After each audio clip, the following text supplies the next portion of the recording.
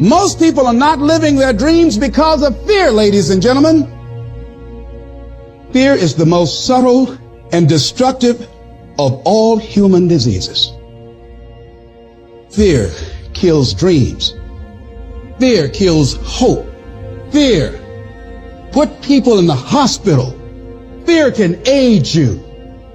Fear, ladies and gentlemen, can hold you back from doing something that you know within yourself that you're capable of doing, but it will paralyze you. And I ask you a question, what is the benefit?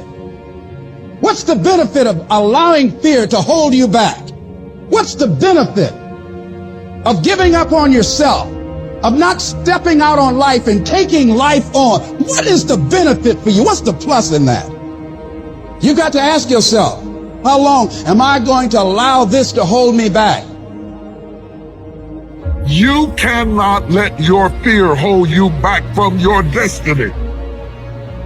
You have to feel the fear and do it anyway. Do it broke, do it scared, do it nervous, do it trembling, do it on your knees, do it with help, do it on crutches, do it in a wheelchair, because you don't want to end up in a nursing home sitting on a bedpan wondering what would have happened if you'd only had more courage. You don't want to end up in an old folks home and your dying thought is, I wish I had a. Most people go through life holding back. If you get into the habit of just being mediocre, it will become a part of your consciousness. If you get in the habit of giving less than what you have it within you to give, it will begin to reflect itself in your personality. It will begin to damage you psychologically.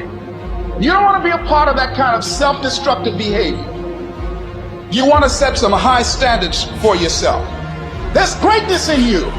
And you've got to learn how to tune out the critics outside and the critic inside. And since I'm going to do this, I'm going to harness my will. And I'm not going to let anything stop. Don't expect it to make sense to anybody why you've got to do this, why you have got to go. Why? I don't understand. You don't have to. I'm going for me. This is something I have got to do. Now, will it be turbulent? Yes. Will it be easy? No. Will you have some opposition? Yes. Will I make a lot of mistakes? Yes. Will I get hurt? Yes. But guess what? There's no gain without pain. How do you stand the race, Les, when you lost your money, lost your car, had no place to stay, sleeping in people's houses, on their floor, on their couch? How do you handle the times when you were borrowing money and couldn't pay it back? You felt humiliated. When people you love who didn't believe in you told you you ain't nothing. How do you keep on coming back again and again? Or you've lost your business, or lost your job, or lost your home, and you've been completely devastated. How do you come back? Cole, let me tell you something. It's possible. You have to be relentless. You have to never let off the gas, never stop, never quit. Never allow anyone to talk you out of the dream, the vision, and ideas. Understand that for every level, there's another devil. It is the devil's job to create challenges, issues, and conflicts, insecurities, fear, because he wants to put you to a test. But I can tell you now, I piss the devil off every day because I just don't stop. And the devil is so mad. This freaking guy. Doesn't matter if he gets sick. It doesn't matter what happens to his money or his finances. Every time he gets out of his bed and he's on a mission to get it done.